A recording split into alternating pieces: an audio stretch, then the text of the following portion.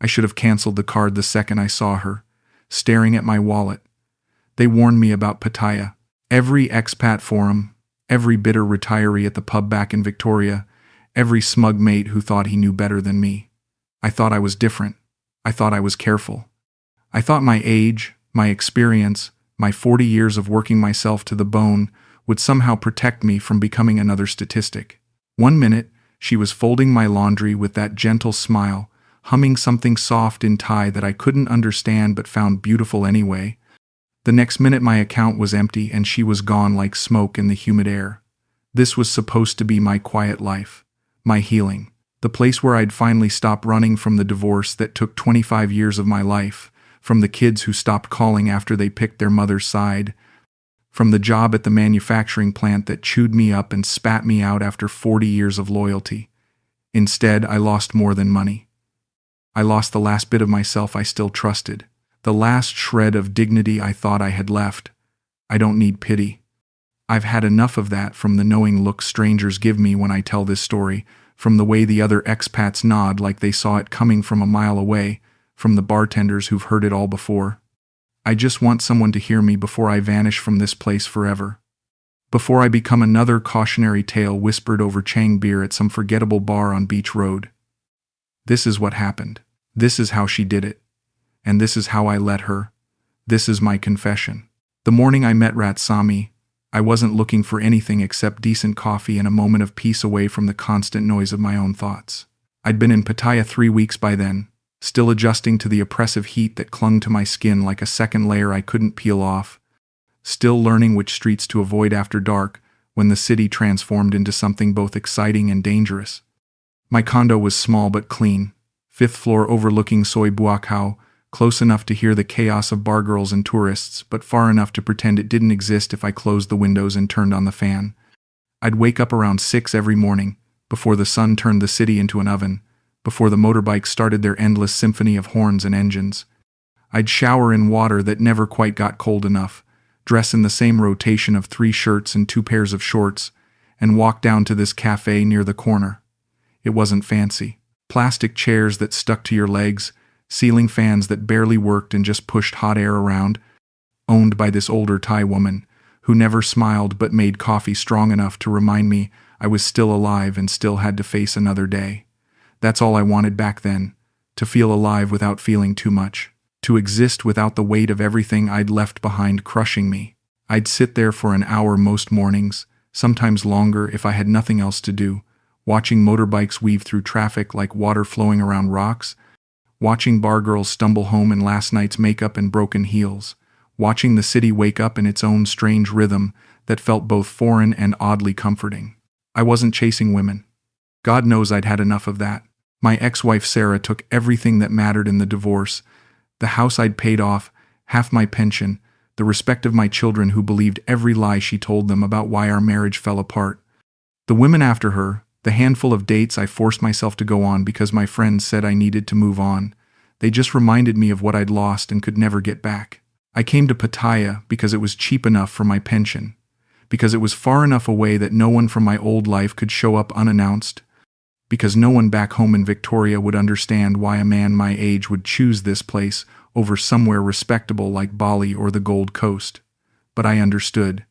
I needed to disappear for a while, maybe forever. She was helping her aunt serve tables that morning, moving between customers with a grace that seemed out of place in that dingy cafe. I noticed her because she smiled at me like I still mattered, like I wasn't just another invisible old man counting his days in a foreign country where he'd never truly belong. Most service workers here smile because they have to, because it's part of the job, because tourists expect it and tip better when you do. Hers felt different somehow, warmer, more genuine. Or maybe I was just desperate enough to believe that. She wore a simple blue dress that had seen better days, her hair tied back in a ponytail, no makeup except maybe something on her lips that made them look fuller. When she brought my coffee, she said, "You want sugar, sir?" Her English was broken, each word carefully pronounced like she was afraid of getting it wrong, but soft and pleasant to hear. I told her no, I take it black, always have. She nodded and started to walk away, and I thought that would be the end of it, just another brief interaction in a city full of them. But then she turned back, and I saw something in her eyes that made my heart skip in a way it hadn't in years. "You new here?" she asked, tilting her head slightly. I looked up at her, genuinely surprised that she'd noticed or cared enough to ask. "How'd you know?" I said, trying to sound casual even though something about her attention made me nervous. She laughed, a sound that reminded me of wind chimes on my mother's porch back when I was a kid, back when life was simple. "You look too relaxed," she said, gesturing at my posture. "Pattaya people always have worry face. Always thinking, always looking. You just sit, like you have nowhere to be." I couldn't help but smile at that observation. "Maybe I'm just good at hiding it," I said. "Hiding what?" she asked. "The worry," I said. She studied me for a moment, her eyes moving across my face like she was reading something written there that I couldn't see. "Maybe," she said finally. "Or maybe you run from worry. Come here to forget." That hit closer to home than I wanted to admit. I didn't know what to say to that, so I just nodded and took a sip of my coffee. She smiled again, softer this time, and walked back to the counter where her aunt was yelling something in Thai. I watched her go, wondering what the hell just happened, wondering why a simple conversation with a stranger made me feel more seen than I'd felt in months. The next morning, she was there again. I told myself I wasn't going back because of her, that it was just about the coffee and the routine, but I knew I was lying to myself. When she saw me walk in, her face lit up in a way that made something warm spread through my chest. This time, she brought my coffee without me ordering, setting it down with that same gentle smile that was starting to become familiar. "Black, no sugar," she said, almost proudly. "You remember," I said, more touched by that small gesture than I should have been. She shrugged, but I could see she was pleased. "I remember nice customer," she said. "Not many nice customer here. Most are rude. Think because they have money, they can treat Thai people like dog." I felt a flash of anger on her behalf. "I'm sorry you have to deal with that," I said. She waved it off. "Is okay. I used to it. But you different. You say please and thank you. You look at me like person, not like service." We didn't talk much more that day. Just a few words about the weather, about how crowded the beaches were getting now that high season was starting, about whether I'd tried the street food yet, but it was enough. More than enough. It was enough to make me want to come back the next day, and the day after that, and the day after that. By the end of the first week, I knew her name and she knew mine. Ratsami. She told me it meant something like beloved or precious in Thai, though her English wasn't quite good enough to explain the full meaning. I said it suited her, and she laughed and called me sweet. Sweet. No one had called me that in years. Not since the early days with Sarah, before the fights and the resentment and the slow death of everything we'd built together. Ratsami started sitting with me during her breaks, eating her lunch at my table, asking me questions about Australia that showed genuine curiosity. She wanted to know about the beaches, the animals, the weather, whether it was true that everything there could kill you. I laughed and told her it wasn't quite that bad, though the spiders were no joke. She made a face and shuddered dramatically, and I found myself laughing harder than I had in months. She asked about my life before Pattaya, and I kept my answers vague because I didn't want to talk about the divorce that still felt like an open wound. I didn't want to explain the estrangement from my kids who blamed me for things I didn't do, and things I did. Didn't want to admit that my body started failing me right when I needed it most. But she didn't push. She just listened, nodding at the right moments, making small sounds of sympathy or understanding, laughing when I tried to be funny even though my jokes were terrible. I told myself she was just being polite. Thai hospitality, a friendly local who'd taken pity on a lonely old man. But something about the way she looked at me, the way she leaned in when I talked, the way she touched my hand sometimes when she laughed, made me feel like maybe, just maybe, I still had something to offer the world.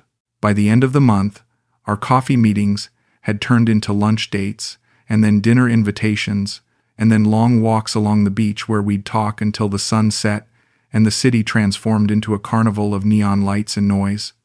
She told me about her family during one of those walks, her voice getting softer and sadder as she spoke. Her mother was sick, something with her liver, and the medical bills were crushing them. Her father had died when she was 12, leaving them with nothing. Her sister had 2 kids and no husband, the father having run off when he found out about the second pregnancy. Her village up north was beautiful but poor. A place where everyone knew everyone and life moved slow, but jobs were scarce and opportunities even scarcer. That's why she came to Pattaya, she said. To make money. To help her family. She said Pattaya felt too fast sometimes, too loud, too full of people who didn't care about anyone but themselves. But you different, she said, stopping to look at me with those wide brown eyes that seemed to hold entire universes. You have kind heart, I can see.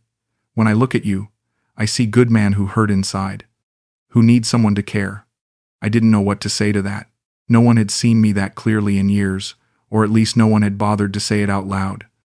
So I just smiled and kept walking, her hand brushing against mine, and I wondered if maybe I'd finally found something real in this chaotic, complicated city. That night, she asked if she could stay at my place. We were standing outside my building, the air thick with humidity, and the smell of street food from the vendors down the block. My room too noisy, she said, looking up at me with an expression I couldn't quite read.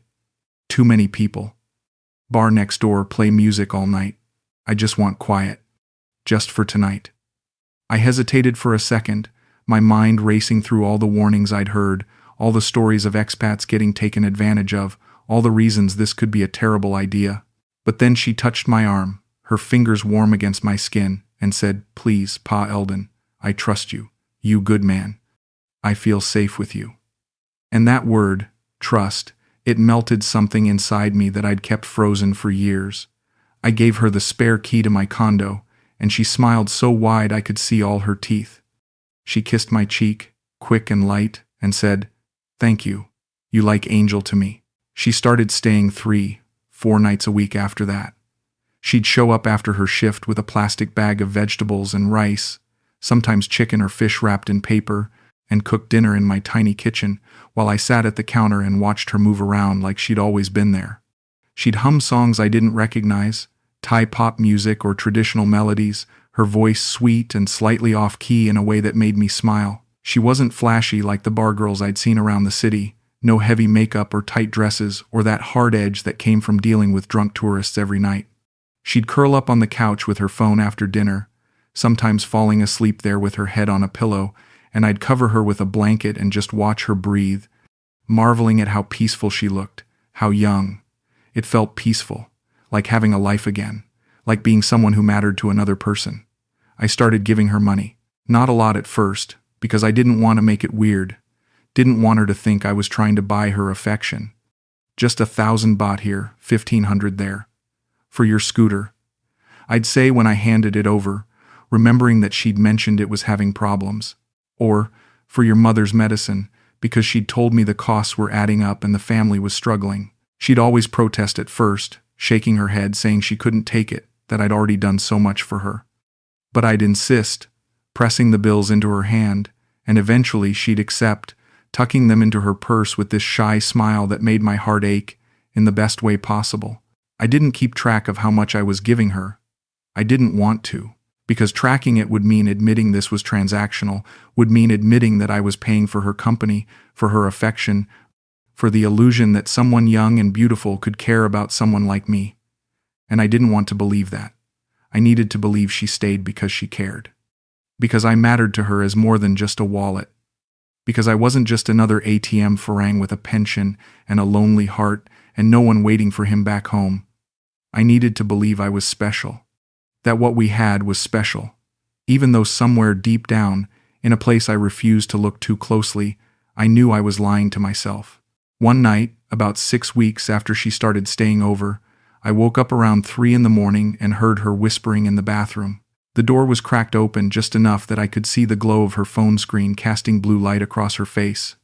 I couldn't understand Thai beyond the basic phrases I'd picked up, but I knew the tone of what I was hearing.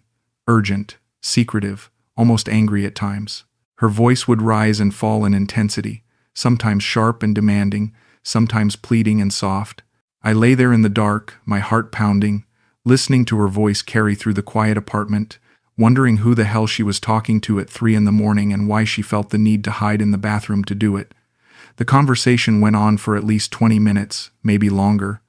When she finally came back to bed, I pretended to be asleep, keeping my breathing steady and deep even though my mind was racing. She slid under the covers carefully, like she was trying not to wake me, and I felt her breath on my neck, warm and steady. I wanted to ask her about it. I wanted to roll over and demand to know who she was talking to, and what was so important that it couldn't wait until morning. But I was afraid of the answer. Afraid that asking would shatter whatever fragile thing we'd built together. So I stayed silent, staring at the ceiling in the dark, letting doubt creep in like water through a crack in a dam. The next morning, I asked her about it as casually as I could manage, trying to keep my voice light while I sipped my coffee at the kitchen counter. "Who were you talking to last night?" I said. "I heard you in the bathroom. Everything okay?" She didn't look up from her phone, where she was scrolling through something with rapid flicks of her thumb. "My cousin," she said without missing a beat. "She have big problem with boyfriend. He hit her. She crying and need advice." I felt a pang of guilt for doubting her. "Oh God, that's terrible," I said. "Is she okay? Does she need help?" Ratsami finally looked up, her expression soft and appreciative. "You so sweet to worry, Pa. She okay now?" I tell her to leave him. She scared, but she listened to me. I nodded, trying to look convinced, trying to silence the small voice in my head that whispered she was lying. "If she needs a place to stay or anything," I started to say, but Ratsami cut me off with a smile. "Thank you, but is okay. She have family to help. You already do so much for me. I don't want to burden you more." And just like that, the doubt evaporated like morning mist. Because I wanted to believe her. Because believing her was so much easier than facing the alternative. Because the alternative meant I was being played, and I couldn't handle that truth. Not yet. That same week, I saw her near Walking Street. I was heading back from the bank where I'd withdrawn some cash for groceries, cutting through the side streets to avoid the main tourist crowds that were getting worse as high season ramped up. That's when I spotted her ducking into this narrow building with a red neon sign that flickered in the daylight. I stopped dead in my tracks, my heart suddenly pounding in my chest. The building was wedged between a massage parlor and a pharmacy, the kind of place you'd never notice unless you were looking for it. I told myself it was nothing.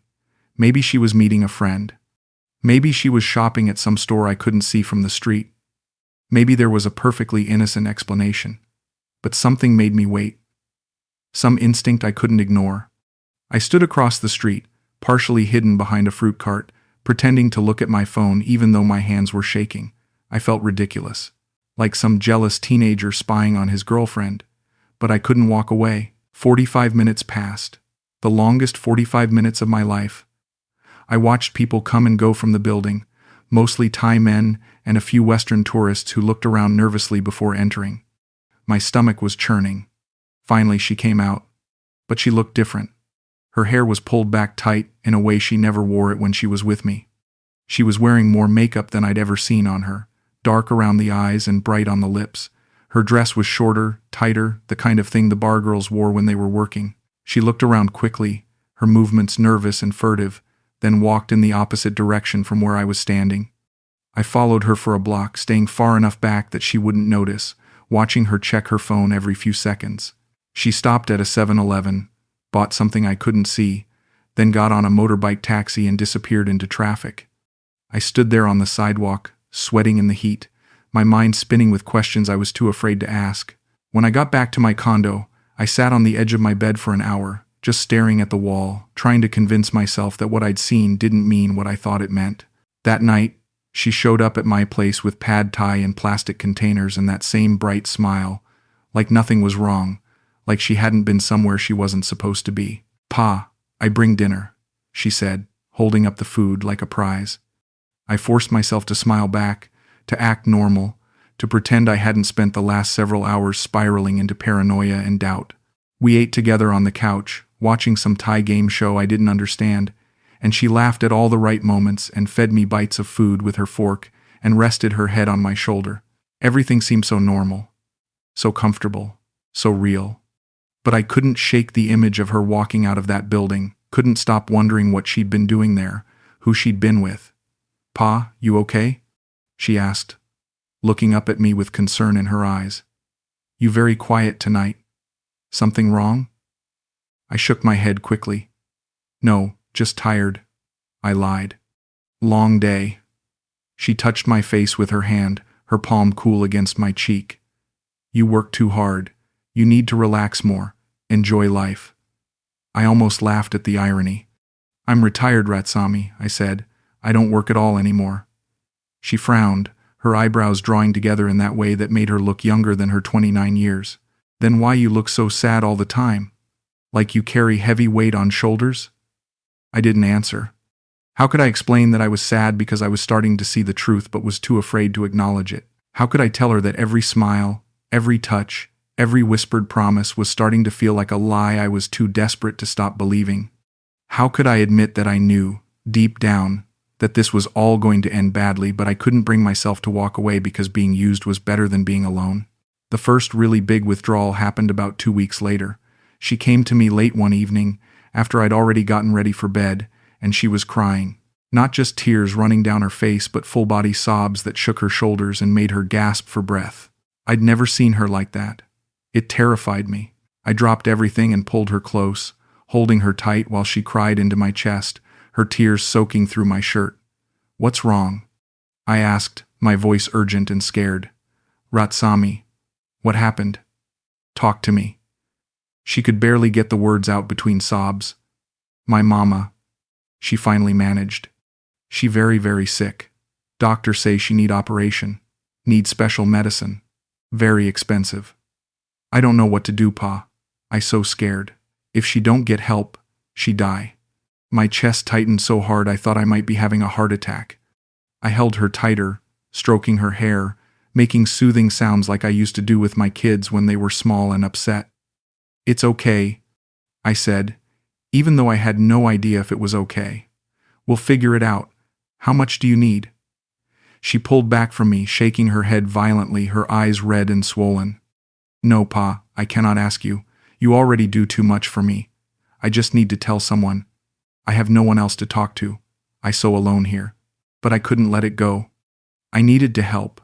I needed to be the man who could fix this, who could make the pain go away, who could be her hero. "Tell me how much," I insisted, gripping her shoulders and looking into her eyes. "Please, let me help.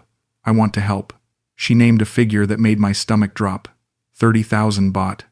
Almost 1,000 Australian dollars.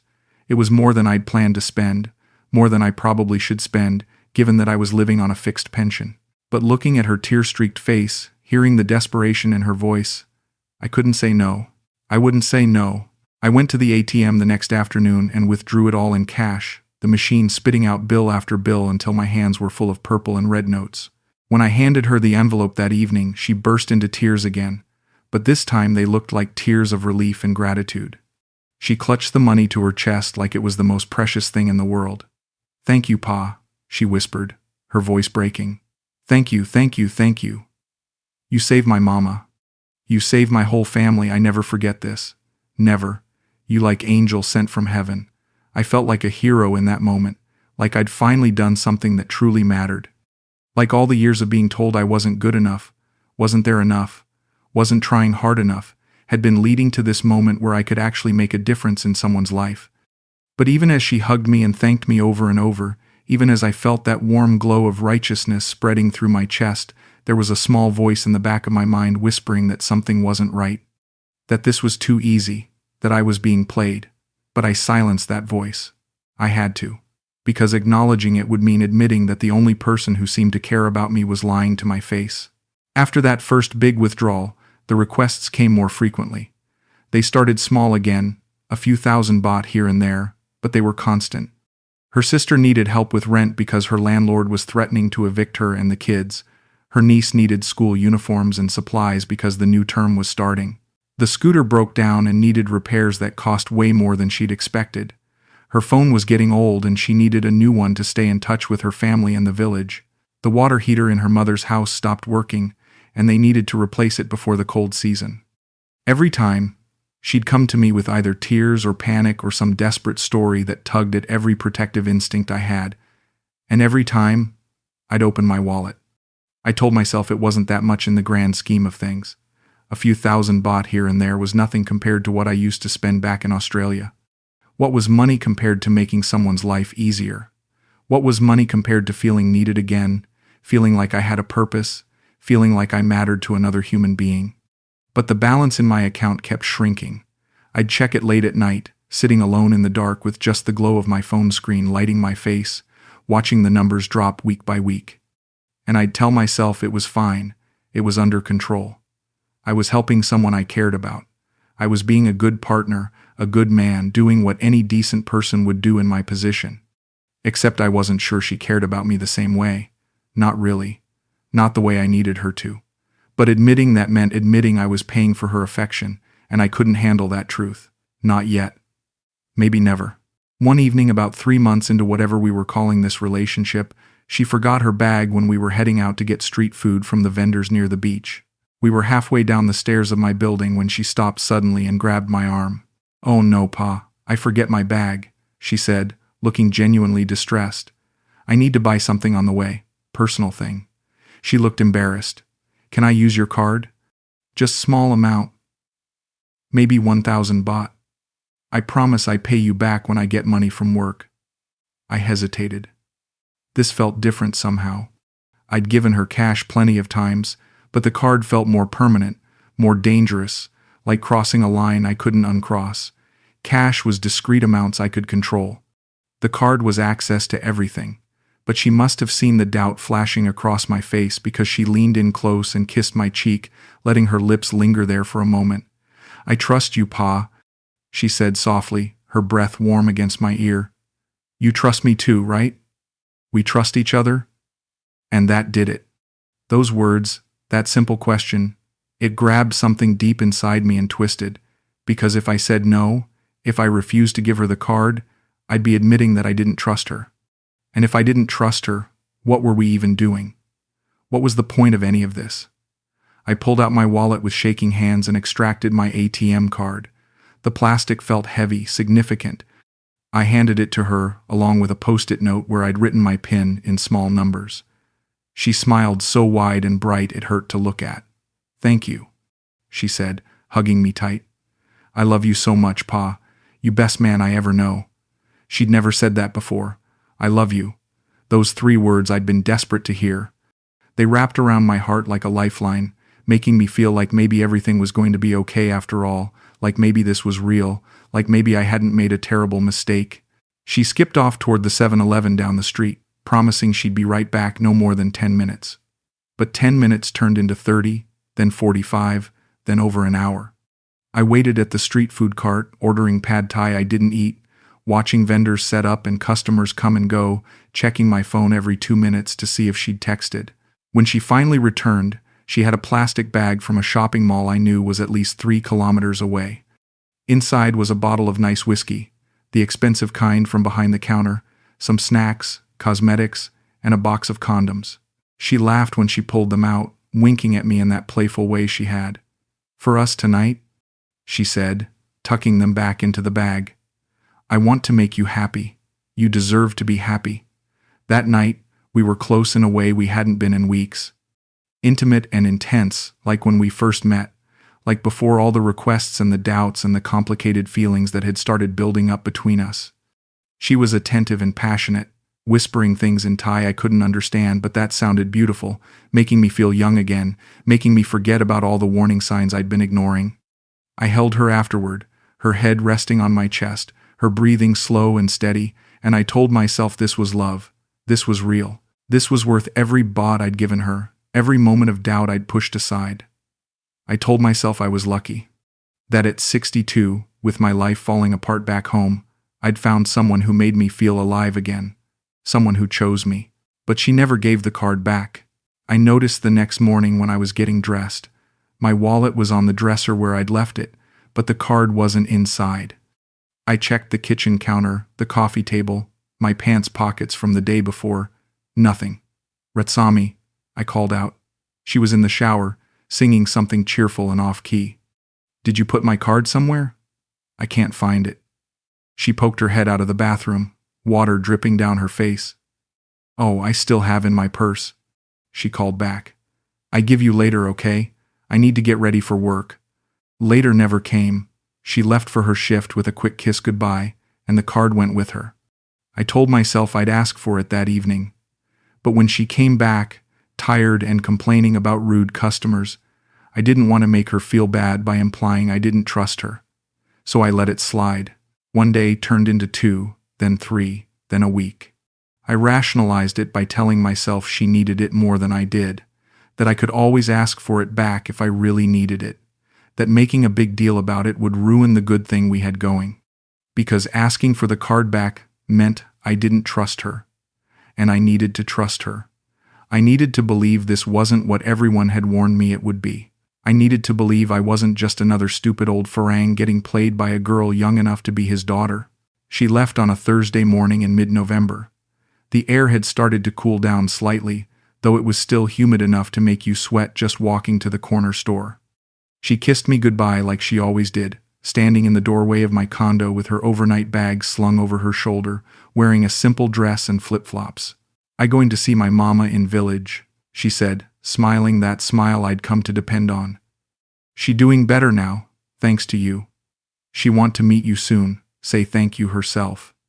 My heart swelled at that. Meeting her family felt significant, like a step toward something more permanent. "I'd like that," I said. She touched my face gently. "I come back in 2, maybe 3 days. Depend on bus schedule. I call you tonight, okay? Don't miss me too much." She laughed, and I laughed with her, and then she was gone, her footsteps echoing down the stairwell, fading into the noise of the city waking up. That was the last time I saw her. The last time I heard her voice in person. The last time I let myself believe that what we had was real. By Friday evening, she hadn't called. I texted her around dinner time. "Hope you made it safely. Miss you already." The message showed as delivered but not read. I tried not to worry. Maybe she was busy with her family. Maybe reception was bad in her village. Maybe her phone battery died. I sent another text before bed. "Everything okay? Just worried about you." Still nothing. By Saturday morning I was starting to panic. I called her number. It rang once, then went straight to voicemail. I called again. Same thing. And again. By the 10th call I realized she'd either turned off her phone or blocked my number. My hands started shaking. My mind started racing with possibilities. Maybe she got in an accident on the way to the village. Maybe she was hurt and couldn't call. Maybe her mother had gotten worse and she was at the hospital and couldn't use her phone. I clung to these explanations like lifelines, refusing to consider the alternative that was screaming in the back of my mind. By Saturday afternoon I couldn't take it anymore. I needed to know what was happening. I walked to the cafe where she supposedly worked. My shirt soaked with sweat by the time I got there, my heart pounding so hard I thought everyone could hear it. Her aunt was there behind the counter, wiping down the coffee machine with a rag, her expression as stern and unwelcoming as always. "Excuse me," I said, trying to keep my voice steady. "Is Ratsami here? I need to talk to her. It's important." The woman looked at me with confusion, then something that might have been pity. "Ratsami?" she repeated. "She no work here. Long time now. Maybe 3, 4 month." My stomach dropped so fast and so hard I thought I might vomit right there on the floor. "What?" I said, my voice coming out strangled. "But she said she works here. She said you're her aunt. She leaves every day to come here." The woman shook her head slowly. "I her aunt, yes. But she quit long time ago. After 1 month maybe. She say she find better job. I don't know where she go. She don't tell family. We barely see her now." The floor seemed to tilt beneath my feet. Better job. What better job? Where? Doing what? And why would she lie about it for months? I stumbled out of the cafe and leaned against the wall outside, trying to catch my breath, trying to make sense of what I'd just heard. My phone felt heavy in my pocket. I pulled it out with shaking hands and opened my banking app, something I'd been avoiding doing for weeks because I didn't want to see how much I'd given her, didn't want to face the numbers that would make it all too real. I typed in my password wrong twice before finally getting it right. When the balance loaded, when those numbers appeared on the screen, I felt the ground disappear completely beneath me. Almost 60,000 baht gone in the last 48 hours. 60,000 gone. I scrolled through the transaction history with fingers that wouldn't stop shaking, watching entry after entry blur past, shopping mall purchases, multiple transfers to Thai bank accounts I didn't recognize, hotel bookings in Bangkok at places that cost more per night than my rent, cash withdrawals at ATMs across the city. even payments to nightclubs I'd never heard of. She'd been busy, very busy, spending my money like it was an endless well she could draw from forever. I tried calling her again, my hands trembling so badly I could barely hit the right buttons. Straight to voicemail.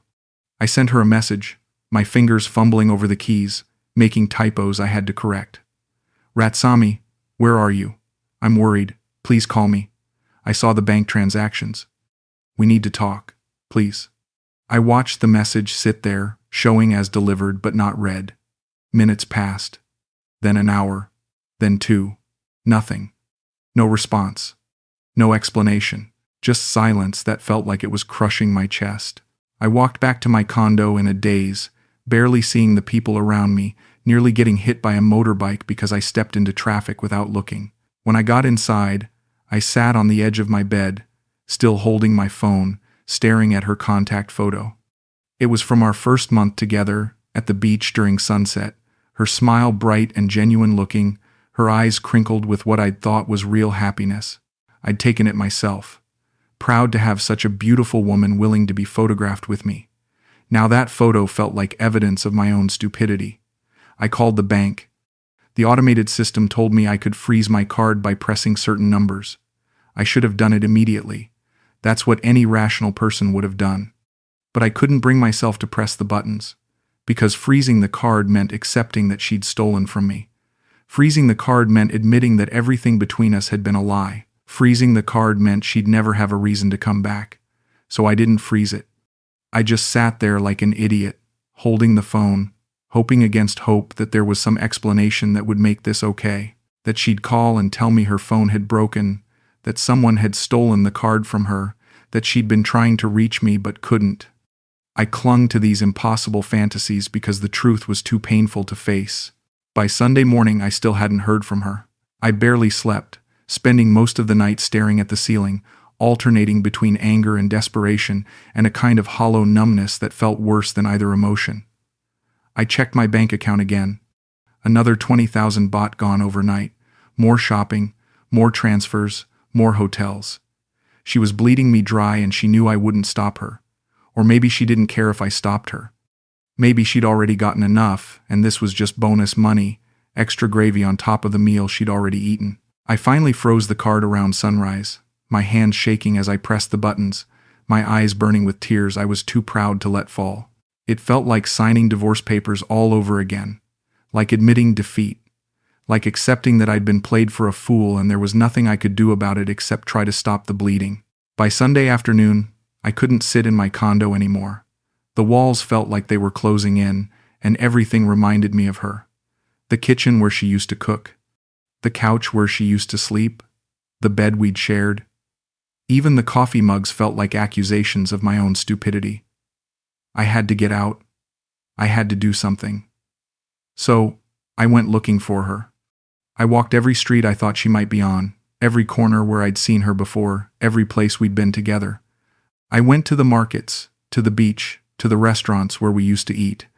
I asked strangers if they'd seen her, showing them the photo on my phone, watching them shake their heads or look at me with pity or amusement.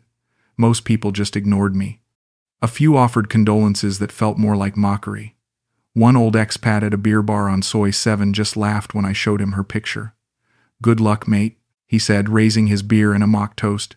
"She's probably got 3 other blokes just like you on the hook. That's how it works here. You're not special."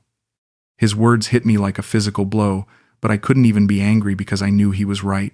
I ended up at Walking Street as the sun was setting, watching the city transform into its nighttime version. All neon lights and thumping music and bar girls standing outside clubs calling to passing tourists. I found the building where I'd seen her months ago, the one with the red flickering sign.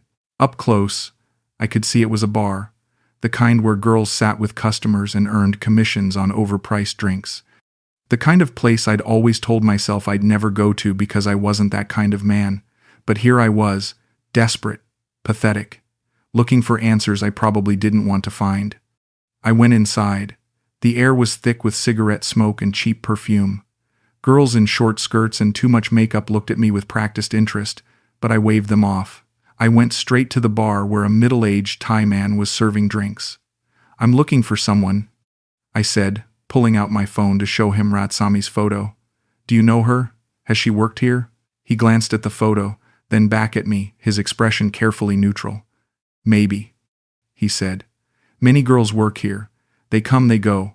I don't remember all. I pulled out a 1,000 baht note and set it on the bar. His eyes flicked to the money, then back to my face. He sighed and took the bill. She work here sometime. Not regular, just when she need quick money. Last time maybe 1 week ago. My stomach churned. 1 week ago. While she was staying at my place. While she was telling me she was at the cafe with her aunt. Do you know where she is now? I asked. He shrugged. Bangkok maybe, Phuket. Girls like her, they move around. Find new customer, get money, then move again. Is business. Business. That's all I'd been to her. A business transaction. I left the bar feeling like I might collapse right there on the street.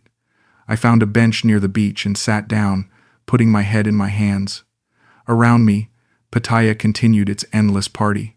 Tourists laughed and took photos. Bar girls negotiated prices. Vendors sold grilled meat and noodles. The ocean crashed against the shore with its mindless rhythm.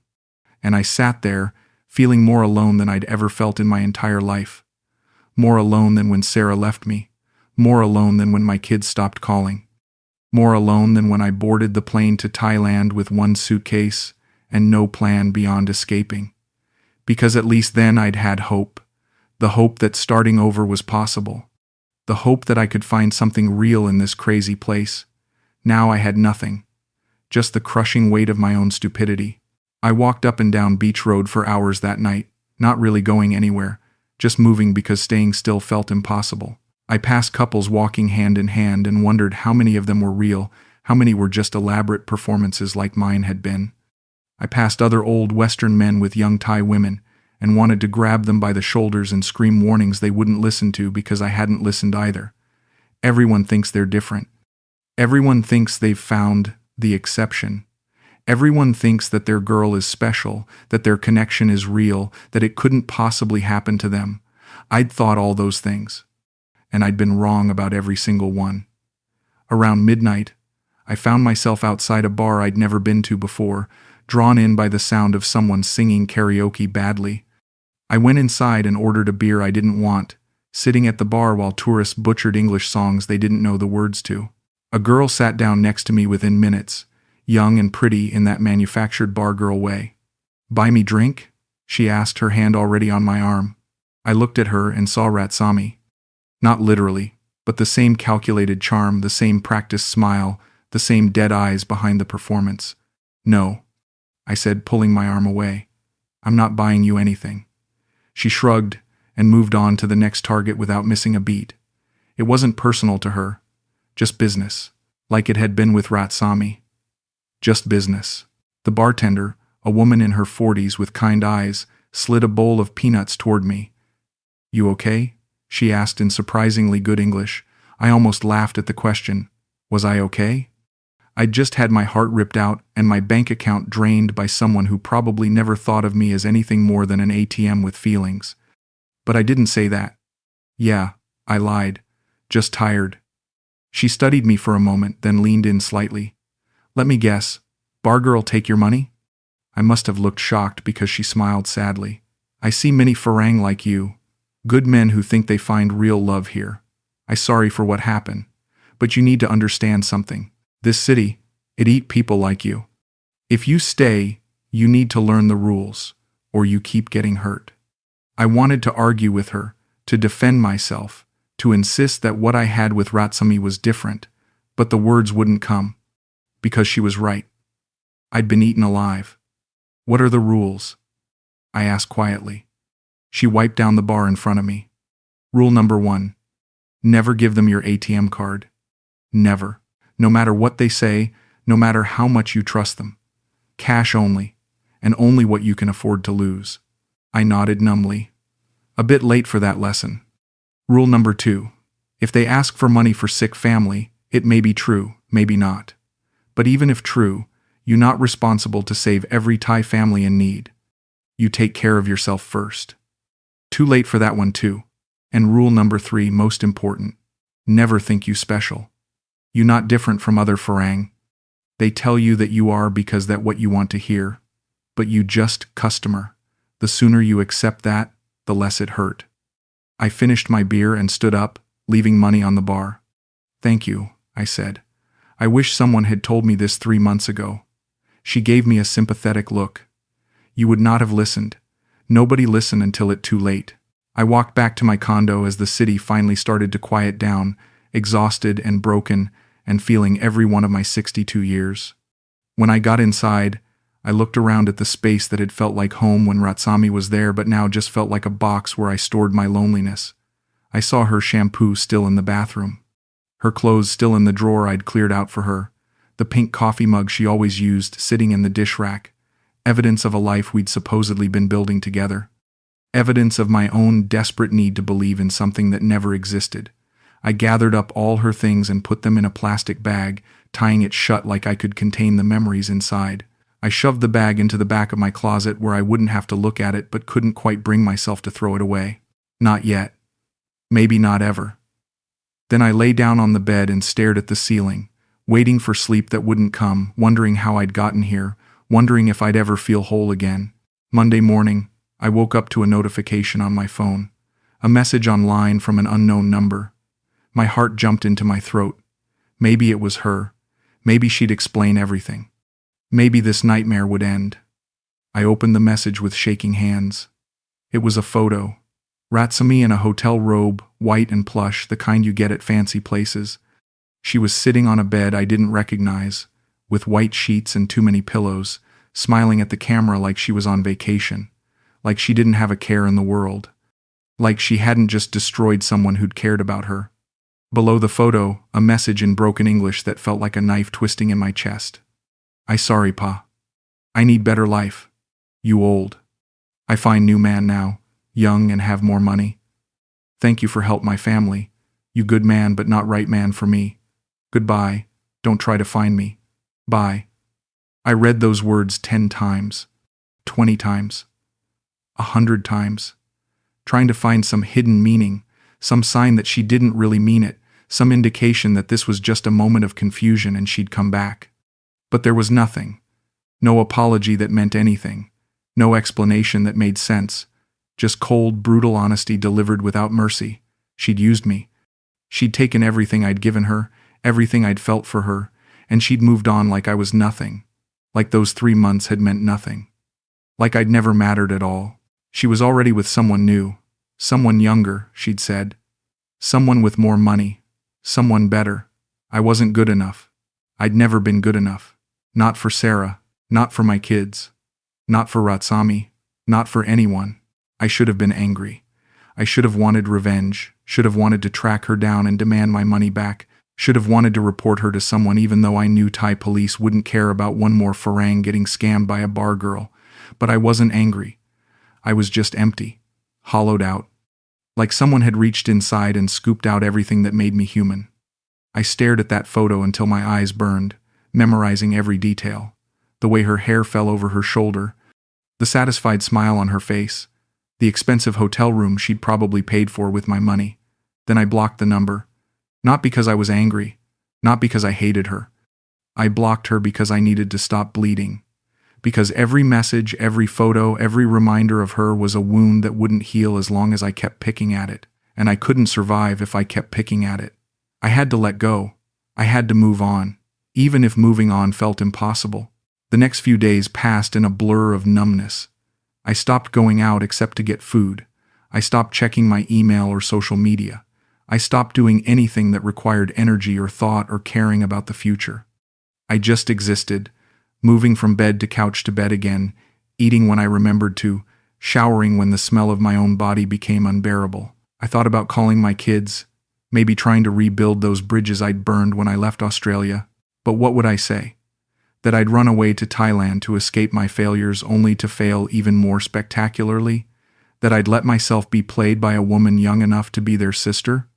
That their pathetic father had learned nothing from the divorce and had just repeated all the same mistakes with different packaging?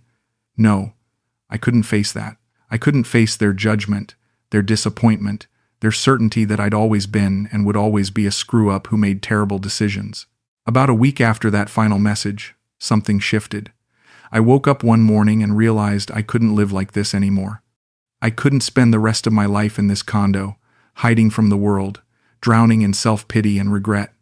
I'd come to Pattaya to escape my old life, to find some kind of peace. I'd failed at that. I'd let loneliness turn me into someone I didn't recognize, someone who'd give away everything for a few months of feeling wanted. But I was still breathing. I still had some money left in my account. I still had time to figure out how to be a human being again, even if I didn't have a clue where to start. So that morning, I forced myself to get up, to shower, to put on clean clothes. I made coffee in my kitchen, the same coffee Ratsami used to make, and I drank it black even though it tasted like ash. Then I went for a walk, not to look for her, not to chase ghosts, just to walk, to feel the sun on my skin, to remind myself I was alive even if being alive hurt more than I thought possible. I walked down to the beach, the same stretch where Ratsami and I used to walk together, holding hands like we were teenagers instead of a 62-year-old man and a 29-year-old woman with an agenda. Everything looked exactly the same. The same vendors selling grilled squid and corn. The same beach chairs lined up in rows. The same waves rolling in with their endless, mindless rhythm. But I was different. Fundamentally, irreversibly different. I'd lost more than money. I'd lost the ability to trust my own judgment. I'd lost the belief that I was capable of recognizing truth from fiction, love from performance, connection from transaction, and I didn't know if I'd ever get that back. I sat down on a bench, the same bench where Ratsami and I had shared mango sticky rice one evening, while she told me stories about her childhood in the village. Stories that might have been true or might have been completely fabricated. I'd never know now, and maybe it didn't matter. Maybe the truth of those stories was less important than the truth that I'd believed them because I'd needed to, because believing them made me feel less alone, because being used was better than being invisible. I saw them everywhere after that revelation. The couples. Old Western men with young Thai women, walking hand in hand through Central Festival, sharing meals at restaurants. Standing on street corners, arguing about something in a mix of broken English and Thai. I'd see them and wonder how many were real, how many had found something genuine in this transactional city, and how many were like me, living in a fantasy they'd paid for, counting down the days until reality came crashing in. Some of the men looked happy, oblivious, probably still in the honeymoon phase where everything felt possible. Others looked like me, I imagined, tired, wary, going through the motions because what else was there? I wanted to warn them sometimes. Wanted to walk up and say, protect yourself. Don't give them your ATM card. Don't believe everything they tell you. Don't think you're special, because you're not. But I never did. Because they wouldn't listen. Just like I wouldn't have listened if someone had warned me. We all think we're different. We all think our situation is the exception. Until we learn otherwise. Until it's too late. I started going to this small bar near my condo, a quiet place that didn't have bar girls or loud music, or that desperate energy that made me want to crawl out of my skin. Just a few tables, cold beer, and a bartender who didn't ask questions. I'd sit there for a few hours most evenings, nursing a drink, watching people pass by outside, trying to figure out what I was supposed to do with the rest of my life now that I'd thrown away everything that had given it meaning. One night, a woman sat down near me. Not a bar girl, I could tell immediately. Too old, probably in her 50s, dressed conservatively, with tired eyes that suggested she'd seen things. She ordered a whiskey, and we sat in comfortable silence for a while. Then she turned to me and said, "You look like someone who learned an expensive lesson." I almost smiled. That obvious? She shrugged. "I've been in Pattaya 20 years. I can spot them. The ones who came here looking for something and found something else instead." I took a sip of my beer. "What about you? What did you find?" She considered the question. "I found out that you can run from your problems, but they find you wherever you go, just wearing different clothes." That hit harder than I expected. "Yeah," I said quietly. "Yeah, that sounds about right." We talked for a while after that, sharing war stories from the trenches of bad decisions and false hope. She'd come to Pattaya after her own divorce, working as an English teacher, and had watched countless expats make the same mistakes over and over. "The ones who do okay here," she said, "are the ones who accept what this place is. It's not a fairy tale. It's not love conquering all. It's a place where people come to forget, to escape, to buy temporary happiness. If you accept that, if you play by those rules, you can have an okay life. But if you try to make it something it's not, it'll eat you alive. I thought about that after she left, her words echoing in my head. Accept what this place is. I hadn't done that. I'd tried to turn Pattaya into something it couldn't be. Tried to turn a transaction into romance. Tried to turn loneliness into love. And it had eaten me alive, just like she said. But maybe it wasn't too late to learn. Maybe I could still figure out how to exist here without destroying myself in the process. I decided to stay in Pattaya. Not because I loved it here, not because it felt like home, but because leaving felt like admitting complete defeat. Like Ratsami had won entirely, had driven me out, had taken not just my money but my ability to exist in this place I'd chosen as my refuge. I wasn't going to give her that. Wasn't going to let her steal that too. So I stayed. I found a smaller condo, cheaper, in a quieter neighborhood away from the chaos of Soy Buakaw and Walking Street. I closed the bank account she drained and opened a new one with strict daily limits. I set up specifically so this could never happen again. I started going to different cafes, different restaurants, different streets, building new routines that had no memories of her attached to them. I was reconstructing my life piece by piece, deliberately avoiding anything that might remind me of those 3 months when I'd been stupid enough to believe. One morning, about 2 months after she disappeared, I found a cat on my balcony. Orange and skinny, with one torn ear and eyes that looked too wise for an animal. It sat there staring at me through the glass door, meowing pathetically like it was starving. I tried to ignore it. I didn't need another responsibility, another living thing to care about that might leave or die or break my heart in some new creative way. But it kept coming back. Every morning, there it was, meowing and staring. Finally, I gave in. I bought some cat food at the 7-Eleven and put out a bowl. The cat devoured it in seconds, then looked at me like I owed it more. I named it Lucky, because the irony was the only thing that made me smile anymore. Lucky didn't ask for anything except food and a place to sleep. It didn't lie. It didn't pretend to feel things it didn't feel. It didn't disappear with my ATM card. It was just there, existing beside me. Some days, that simple, honest presence was the only thing that kept me going. I still thought about Ratsami. Not every day, but often enough that it hurt. I'd be walking down the street and see someone with similar hair, and my heart would jump before I remembered. I'd smell a perfume she used to wear. And suddenly I'd be back in my old condo with her curled up on the couch. I'd hear a Thai song that sounded like one she used to hum, and the longing would hit me so hard I'd have to stop walking. I wondered if she ever thought about me. Probably not. I'd just been one stop on a journey that was still ongoing, one wallet among many, one lonely old man in a city full of them. But sometimes, late at night when Pattaya finally went quiet and I couldn't sleep, I'd remember the way she laughed when I told a stupid joke. The way she looked at me sometimes like maybe, just maybe, some small part of it was real, the way her hand felt in mine when we walked on the beach. And I'd hate myself for missing something that had never existed, for missing a performance, for being so desperate for connection that I'd mistaken acting for authenticity. They say time heals all wounds.